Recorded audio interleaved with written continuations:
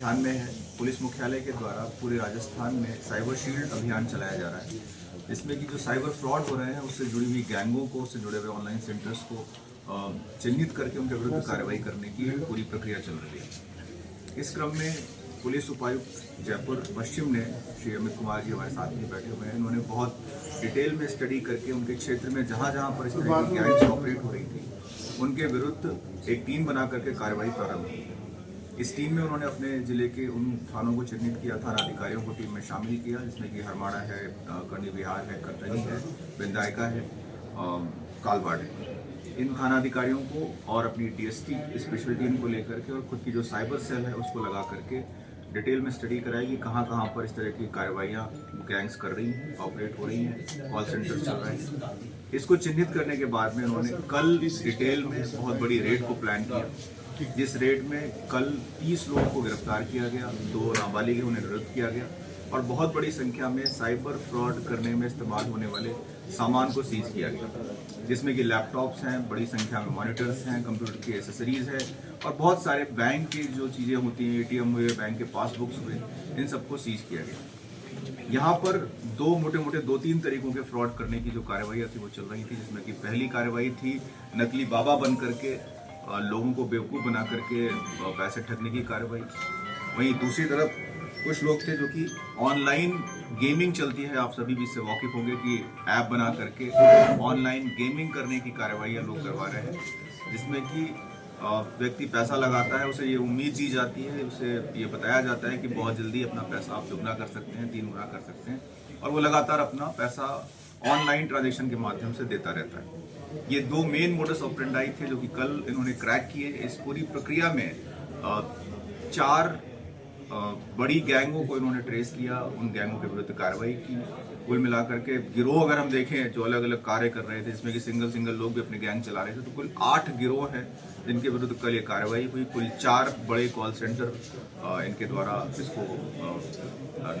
खत्म किया गया, कॉल सेंटर्स के विरुद्ध कार्रवाई की गई। एक बहुत बड़ी उपलब्धि है, मैं बधाई भी देना चाहूँगा पुलिस उपायुक्त पश्चिम जो अमित कुमार जी, उनकी पूरी टीम है, उसको बधाई देना चाहूँगा। ये पूरी कार्रवाई जो है दिखाती है कि कितने बड़े पैमाने पर इस तरह के फ्रॉड चल रहे हैं और अगर कोई जिला चाहता है, कोई अधिकारी इसमें मेहनत से लगता है तो बहुत बड़े लेवल पर कार्रवाइयाँ की जा सकती है। मैं चाहूँगा कि अमित कुमार हमारे साथ नहीं है, वो बाकी डिटेल आप सभी को शेयर करें।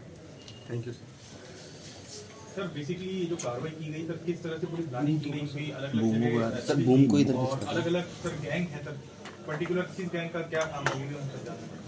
ये जैसा कि हमारा पुलिस मुख्यालय का अभियान चल रहा है साइबर शील्ड,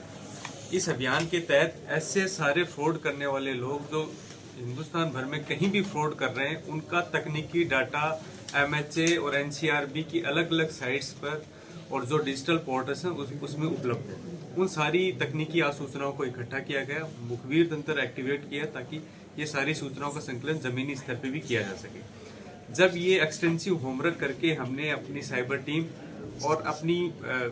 जो मौके की टीम है उनके बीच में समन्वय करके कल अल सुबह से हमने रेड करना शुरू की, जिसमें 5 थाना क्षेत्र में ये रेड हुई, जिसमें लगभग 10 टीमों ने कार्य किया। इसमें सबसे महत्वपूर्ण ये था कि सूचनाओं को रेड करने से पहले उनको तकनीकी रूप से सुदृढ़ बनाना और उनको मौके पे जाकर उन मुलजिमों की उपस्थिति देखना ताकि कोई भी रेड असफल नहीं हो। कल जितनी भी रेड की गई उसमें कहीं भी ऐसा नहीं हुआ कि कोई भी मुलजिम भागने में कामयाब रहा। एक सुदृढ़ टीम और सुदृढ़ तकनीकी आसूचना के आधार पर समस्त रेड की कार्रवाई की गई। साथ ही हमें ये ज्ञात था कि जितनी भी रेड की कार्रवाइयाँ और जितनी भी साइबर फ्रॉड के गिरोहों का जितनों का भी पर्दाफाश होगा, हमारे सामने जो प्राइम टास्किंग होगी ये होगी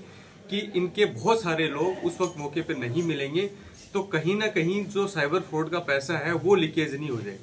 तो हर टीम के साथ में जहाँ भी मौके पर रेड की कार्रवाई हुई, हमने साइबर फ्रॉड प्रिवेंटिव सेल के हमारे जो सक्षम जवान हैं उनको उनके साथ तैनात किया और उसी वक्त जितने भी संदिग्ध बैंक अकाउंट्स थे उनकी डिटेलिंग करके और उनके ऊपर पर्याप्त होमवर्क करके उनको फ्रीज कराने की कार्रवाई आरंभ हुई। लगभग अभी तक 250 ऐसे संदिग्ध अकाउंट्सों की पहचान की जा चुकी है, जो आगे और अकाउंट्स की संख्या बड़ी मात्रा में सामने आने की संभावना है। रात भर में ही ये सारा होमवर्क करके लगभग 135 बैंक अकाउंट्स को हमने फ्रीज करा दिया।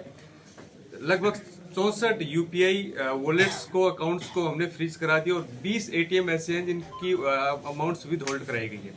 इसके साथ ही हमारे लगातार प्रयास जारी हैं कि इन अकाउंट्स से जो अन्य संदिग्ध अकाउंटों का लेन देन शुरू हो रहा है उनको भी हम फ्रीज करवाएं। सारे अकाउंट्स का अभी तक के आरंभिक अनुसंधान में जो संदिग्ध लेन देन और फ्रॉड की राशि जो अभी तक पाई गई है वो लगभग 30 करोड़ के आसपास अभी तक पाई गई है, जिसमें आगे अनुसंधान में ये रकम और ज्यादा बढ़ने की पूरी संभावना है।